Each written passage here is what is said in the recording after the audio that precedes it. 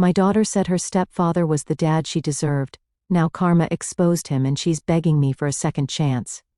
Hey Reddit. Alright.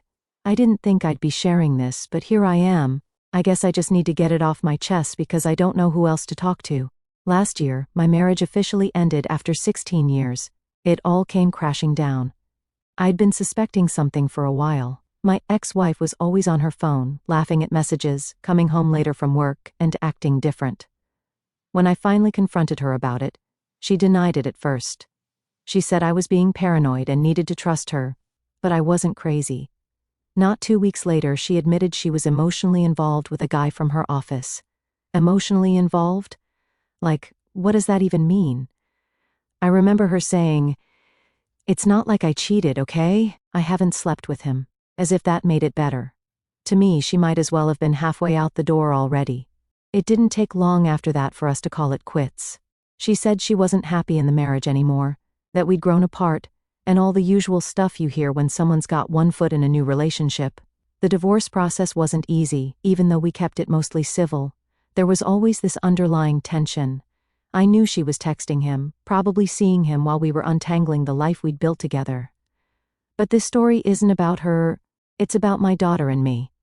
Our daughter is 14, and she's always been closer to my ex-wife. They did everything together, spa days, shopping trips, baking cookies. I never minded it before. I figured it was natural for her to gravitate toward her mom, and honestly, we had our own special connection. I used to take her out for ice cream after soccer practice, or we'd stay up late on weekends playing games or watching movies. She'd crawl up beside me on the couch with her blanket, and everything felt perfect. That's what made this whole thing so hard. When the divorce was finalized, my daughter completely pulled away from me. At first, I told myself it was just the shock of the separation. She was probably just upset or confused. I tried so hard to make her comfortable. I kept her room at my new place just the way she liked it. I'd pick her up and take her out for dinner, buy her little gifts I thought she'd like. I tried to be upbeat, never talked badly about her mom, never said a word about the affair. I thought if I showed her that I was still dad, things would go back to normal. But they didn't. Every time I saw her, she was cold. She'd give me one-word answers, barely make eye contact, and spent most of the time on her phone. If I asked about school or her friends, she'd shrug me off like it was a chore to even talk to me. The worst part was seeing her smile fade when she came to my house, like I could tell she didn't even want to be there. I tried to give her space. I thought maybe she'd come around after a while. But one night, everything changed. It was a random Tuesday. I'd picked her up from school, and she was quiet the whole ride to my place. I figured maybe she'd had a rough day, so I didn't push. When we got to the house, I made her a snack and sat with her on the couch. I asked her how her day went. She just kept scrolling on her phone like I wasn't even there. "Hey," I said gently. "Everything okay? You seem quiet." That's when she sighed, put down her phone, and looked right at me. "Why do you even try so hard, Dad?" I was confused. "What do you mean?" She rolled her eyes. "I mean, Mom's happy now. She deserves to be happy, and her stepdad's name is a much better man for her. Honestly, he's the kind of father I deserve too." I don't even know how to describe how I felt in that moment. It was like my heart stopped beating for a second. "What?" I asked, my voice barely above a whisper. She shrugged like she hadn't just said the most painful thing I'd ever heard. "I'm just saying he's better for Mom, and he's better for me too. He actually cares." I didn't yell. I didn't get angry. I didn't even know how to react. I just sat there stunned, looking at the girl who used to think the world of me, the girl who used to hold my hand and call me her hero. "That's not fair," I finally said, my voice cracking. She shrugged again. "It's true, though." I didn't say another word. I got up and went to the kitchen because I didn't want her to see me breaking down. My hands were shaking as I leaned against the counter, trying to keep it together. She didn't realize it, or maybe she did, but she just shattered me. That night, after I dropped her off at her mom's house, I went home and cried. I don't even remember how long I sat on the floor of my bedroom, just trying to process what she'd said. "He's the kind of father I deserve." I kept repeating it in my head. My own daughter, my flesh and blood, thought I wasn't good enough to be her dad. The next day, I couldn't even get out of bed. I called in sick to work because I couldn't face anyone. I felt like a failure, not just as a husband but as a father. I kept asking myself, what did I do wrong? Was I too strict? Was I not there enough? Did I somehow deserve this? My sister was the only one I told. She was furious for me. You gave your everything to that girl, she said.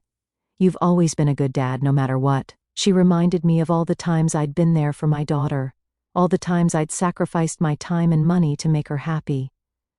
But none of that seemed to matter anymore. After that night when my daughter told me her stepfather was the father she deserved, something in me just shut down.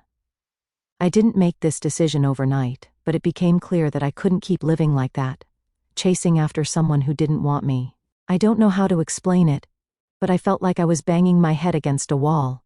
No matter what I did, no matter how much I tried, I wasn't good enough for her anymore, and it hurt more than I can really put into words. I spent the next few days in a haze. I avoided looking at photos of us, but everywhere I turned, there was a reminder, the old picture she'd drawn for me. In kindergarten, me with a cape that said my superhero dad, the family trip photos on the fridge, her soccer trophies I'd helped her win by coaching her through extra practice. It all felt like a cruel joke now, so I made a decision to protect myself. I know that might sound selfish to some of you, but I had to. I decided I would do only what was legally required of me as a father. Nothing more. No more bending over backward for a relationship where I wasn't respected. The first step was practical, my finances. For years I'd planned for her future. I had college savings, life insurance, and retirement accounts, all of it set up so she'd be taken care of, no matter what. But now, why should I keep sacrificing for someone who didn't see me as her dad anymore? I sat down one evening with all the paperwork spread out in front of me. The process was harder emotionally than I thought. I stared at her name listed as the primary beneficiary for my 401k and other accounts, and felt that familiar pang of guilt, like I was doing something wrong. But then I remembered her words, "He's the kind of father I deserve." I took a deep breath and filled out the forms. I listed my sister as the beneficiary instead. She was the only person who had been there for me through this nightmare. She'd been my support system, listening to me vent and holding me up when I felt like collapsing. She deserved something for that.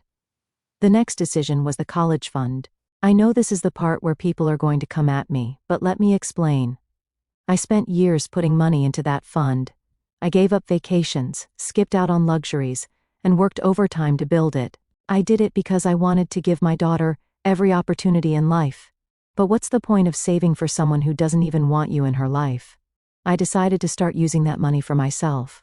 At first I only dipped into it a little, just enough to fix some things around my house. Then, my sister and I started talking about taking a trip. She hadn't been out of the country in years, and honestly, I needed an escape. I needed something to remind me that life wasn't just pain and disappointment. We booked a 2-week trip to Europe. I used a chunk of the college fund to pay for it, and for the first time in months, I felt like I could breathe again. My sister and I traveled to places I'd only ever seen in pictures: Italy, France, Spain. We ate amazing food, drank too much wine, and laughed like we hadn't laughed in years. For the first time since the divorce, I felt like I was living for me instead of constantly being crushed under the weight of expectations I could never meet. When I got back, I knew there was no turning back. Over the next few months, my daughter started to notice that I wasn't bending over backward anymore. I wasn't trying as hard to engage her in conversation, and I wasn't planning special outings or gifts. I wasn't cruel or unkind, I just stopped trying so hard. I'd pick her up when it was my time, drop her off, and do the basics. I didn't push her to talk or spend extra time together. I just did what was required of me. At first, I don't think she really cared. She was still so absorbed in her mom's new life and the perfect family she had with her stepdad. But eventually, she started to pick up on the changes. She'd glance at me during car rides, or sit in silence for longer stretches than usual, as if she wanted to ask something but didn't know how. Then, one day, everything came to a head. My daughter came over for her usual weekend visit. She spent most of the afternoon in her room, as usual, doing whatever teenagers do on their phones. I was in my office going through some mail and organizing my paperwork. I didn't realize she'd come in until I heard the sound of papers shuffling behind me. "What are you doing in here?" I asked, startled. She had a handful of documents in her hand. I froze when I saw what they were, the beneficiary changes. What's this? She asked, holding up the papers. Those are personal, I said, trying to keep my voice calm. Her face was flushed with anger. Why is Aunt Sister's name the beneficiary? What happened to me? I didn't know what to say at first. I hadn't planned for her to find out like this. I've made some changes, I said quietly. What does that even mean? She yelled. You took me off? You're leaving everything to Aunt Sister's name now? Why would you do that? I sighed, trying to steady myself. Because, daughter's name, I can't keep pouring into a relationship where I'm not wanted. You told me your stepdad was the father you deserve. I heard you loud and clear. Her eyes welled up, but she was too angry to let the tears fall.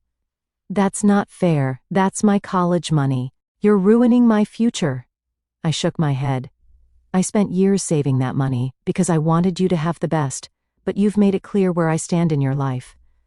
I'm not going to keep giving to someone who doesn't respect me. You're abandoning me, she yelled. I'm not abandoning you, I replied firmly. I'm still doing everything I'm required to do. But I need to take care of myself too. I can't keep giving when it's just hurting me. She didn't say another word. She just stared at me, shaking her head in disbelief, before storming out of the room. I sat there for a long time after she left, staring at the desk.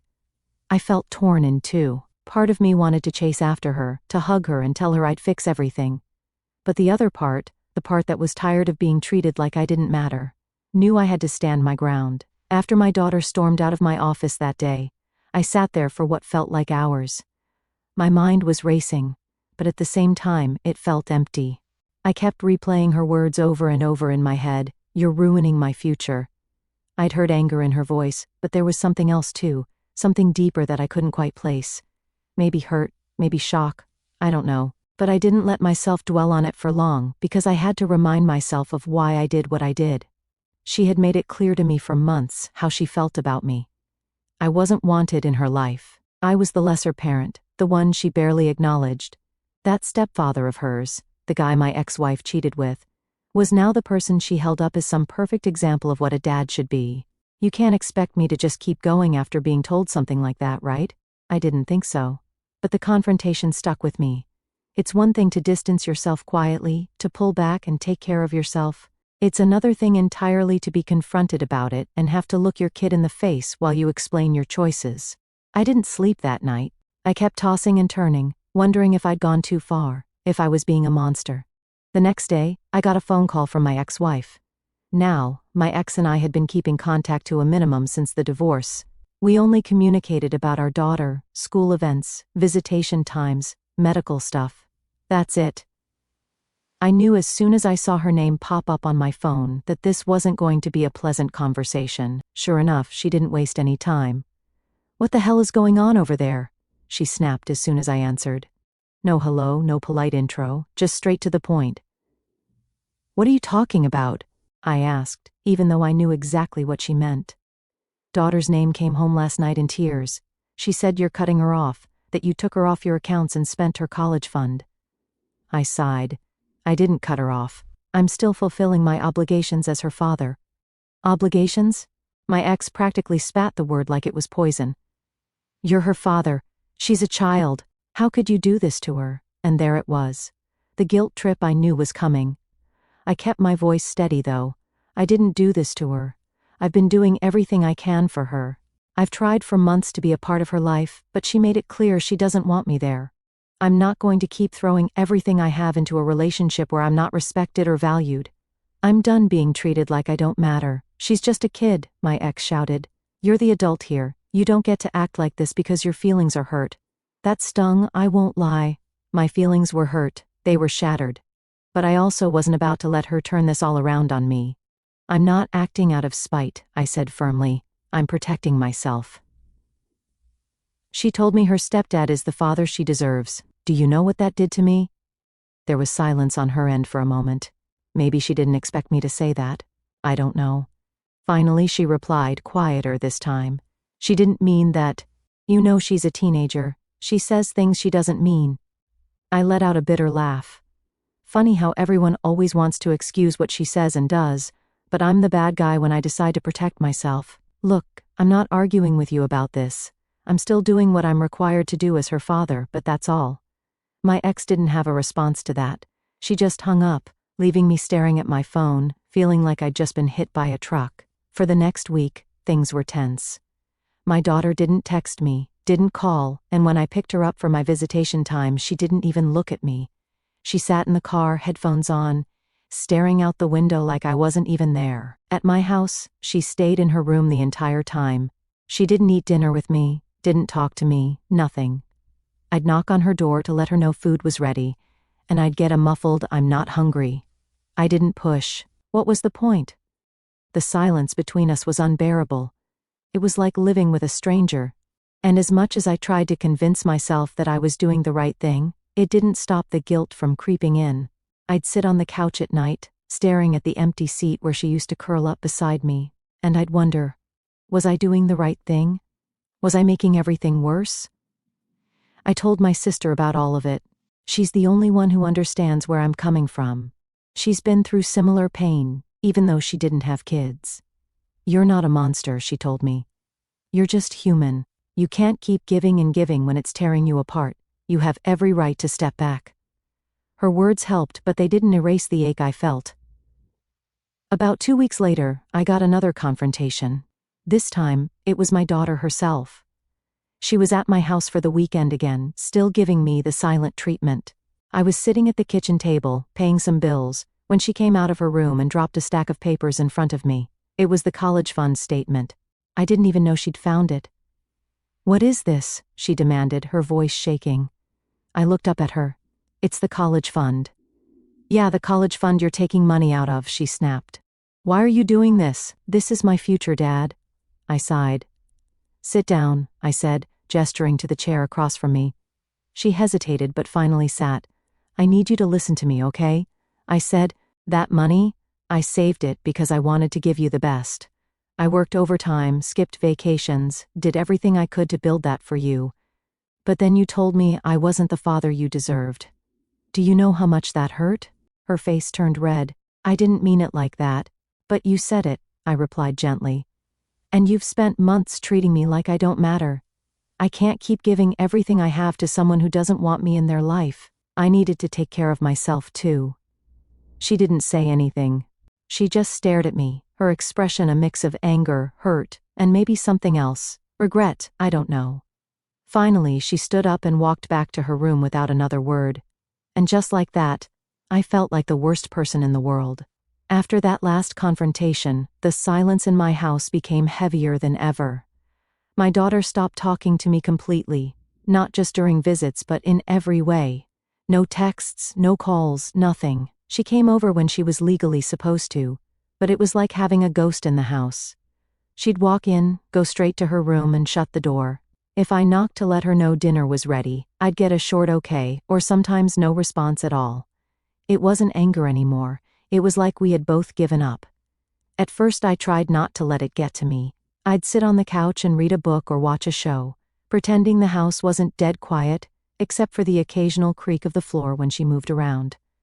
I told myself this was what I wanted, distance, less hurt, but I was lying to myself.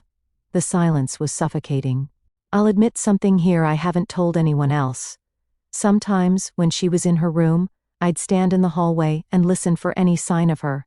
I'd hear faint sounds of music playing on her phone or her pacing the floor, and I'd feel this overwhelming wave of sadness. I wanted to knock, to ask her how her day was, to just hear her voice say something that wasn't cold or resentful. But I couldn't bring myself to do it. This silent war went on for weeks. One day, while my daughter was at my place, my sister came over. She'd brought some groceries and a couple of gifts from her recent trip for work. She's always been the kind of person who loves giving gifts, no matter how small. We were sitting in the kitchen, chatting about random things, when my sister glanced toward the hallway. "She still hasn't come out?" she whispered to me. "Nope," I muttered, not wanting to get into it. My sister sighed and shook her head. "This isn't healthy, you know." "What am I supposed to do, sister's name?" I replied quietly. I tried for months. She made it clear where I stand. I can't force her to care about me. She didn't argue with me because she knew I was right. Instead, she got up and walked to the hallway. Before I could stop her, she knocked gently on my daughter's door. "Hey, sweetie," my sister said softly. "Can I come in?" I heard a faint yeah from inside, and my sister disappeared into her room. I stayed in the kitchen, trying not to eavesdrop but also unable to stop myself. I couldn't hear everything, but I caught bits and pieces of their conversation. "She's just really mad," my sister said later, after she came back to the kitchen. "She feels like you're punishing her." I looked at her, stunned. "Punishing her? How?" "She sees the money stuff as a punishment," my sister replied. "Like you're taking everything away from her because she hurt you. She doesn't get that you're trying to protect yourself." I sighed, rubbing my temples. How do I make her see that? I'm not trying to ruin her life. I'm just done being a doormat. I can't keep letting her treat me like I don't matter. "I don't know," my sister admitted. "But this silence isn't helping either of you." She was right. I knew she was right. That night I decided to try talking to my daughter. I didn't know what I was going to say, but I figured anything was better than the Cold War we'd been living in. I knocked on her door, and for once, she didn't ignore me. "Come in," she said, though her voice was flat. I opened the door and found her sitting on the bed, knees pulled up to her chest, staring at her phone. I sat down on the edge of the bed, leaving space between us. For a long moment, neither of us said anything. Finally, I spoke. "Can we talk?" She shrugged. "About what?" "About everything," I said. "About how we got here." She didn't look at me. "You don't want to talk to me, you've made that clear." "That's not true," I said quietly. "I do want to talk to you. But every time I tried, you shut me out. You treated me like I was nothing. Do you know how much that hurt?" She looked up then, and I saw something flicker in her eyes. Maybe guilt, maybe sadness. "I didn't mean to," she said. But I interrupted gently. "But you did. You told me I wasn't the father you deserved. You chose your stepdad over me. And I get it. Maybe he's great, maybe you like him. But that doesn't mean I stopped being your dad." She looked down at her hands, silent. "I've made mistakes," I admitted. "Maybe I pulled away too much. Maybe I made decisions you don't agree with. But I did it because I didn't know how else to protect myself. You have no idea how much it hurt to hear those words from you, to feel like I didn't matter to you anymore." Her voice was quiet when she finally spoke. "I didn't mean it like that. I was mad, and you were always so serious and quiet after the divorce. It felt like you didn't care anymore." I felt a lump in my throat. "I care more than you know. But I didn't know how to act when you pushed me away." We sat there in silence for a while, neither of us knowing what to say next. It wasn't a magical moment where everything got fixed. Far from it, but it felt like the first time we were actually listening to each other instead of fighting or shutting down. Before I left her room, I said, "I don't know how to fix this, but I want to try. You're still my daughter. I still love you." She didn't respond, but she didn't tell me to leave either. It had been a few weeks since I told my daughter the truth, that I wasn't going to keep chasing after someone who didn't want me in their life. Things were quiet, but not in a peaceful way. She still came over for her visits, but it felt more like a formality than anything else. She stayed in her room most of the time, and I let her. I wasn't going to force her to be around me anymore. Then, out of nowhere, everything changed. It was late one Friday night when my phone rang. I was half asleep, and for a second, I thought I was dreaming when I saw my daughter's name pop up on the screen. She never called me, ever. I sat up quickly, my heart pounding as I answered. "Hello?" Her voice came through the line, choked with tears. "Dad, can I come over?" I was instantly on alert. "What's wrong? Are you okay?" "Please," she whispered. "Can I just come over? I don't want to be here right now." I didn't ask any more questions. "Of course. I'll come get you." When I pulled up to my ex-wife's house, my daughter was already outside, sitting on the curb with a backpack next to her. She looked smaller than I'd ever seen her, like a kid again. Her face was blotchy from crying, and when she saw me, she stood up quickly, wiping her eyes. "What happened?" I asked as she climbed into the passenger seat. She didn't answer right away. She just stared out the window, her arms crossed tightly over her chest. "Can we just go?" she said softly. I nodded and started driving. We sat at the kitchen table later that night. I'd made her some tea, and she held the mug between her hands like it was the only thing grounding her. She was quiet for a long time before she finally spoke. "Stepdad's name cheated on Mom," she said, her voice barely above a whisper. I froze. I hadn't expected that. "What?" She swallowed hard and looked down at the table. "They had this huge fight tonight. Mom found out he's been seeing someone from his gym. I guess it had been going on for a while. She yelled at him, and he lost it. I clenched my fists under the table. Lost it how? Her lip trembled, and I could see the tears welling up again. He started saying all these awful things about her, about me. He said Mom was pathetic for trusting him, and he called me a spoiled little brat. He said I'm just as worthless as she is. I felt my blood boil. My chest tightened, and I had to take a deep breath to calm myself down before I spoke. He said that to you? She nodded, tears streaming down her face now. Yeah. He told Mom he's sick of playing dad to someone else's kid, like it was some chore for him. I sat back in my chair, trying to process what I was hearing. I didn't know how to feel. On one hand, I was furious that this man, who had been so smug and perfect in her eyes, had shown his true colors. On the other hand, I felt a dull ache, because this was exactly what I had feared. My daughter had built him up as the perfect father, the man I could never measure up to, and now he had torn her down. Why didn't you call your mom? I asked gently. She was crying, she whispered. I didn't want to be there. I didn't want to hear them fighting anymore. She looked up at me then, her eyes red and swollen. I didn't know where else to go. The words hit me harder than I expected. For months, she had treated me like I was nothing, like I didn't matter. Now, when her world was falling apart, I was the one she turned to. I wanted to comfort her, to wrap her in my arms and tell her everything would be okay. But I couldn't ignore the months of hurt she had put me through, the way she had chosen that man over me, thrown me aside like I was replaceable. The next morning, she came downstairs while I was making coffee. She looked like she hadn't slept, but she was calmer. Dad, she said quietly, standing in the doorway. I turned to face her. What is it? She looked down at the floor, wringing her hands. I'm sorry. For what? I asked, though I already knew. For everything, she said, her voice cracking. For saying all those awful things to you, for shutting you out, for treating you like you didn't matter. I was wrong. I thought he was, I don't know, better, I guess. I thought he cared about me more than you did. But he doesn't. He never did. I was so stupid.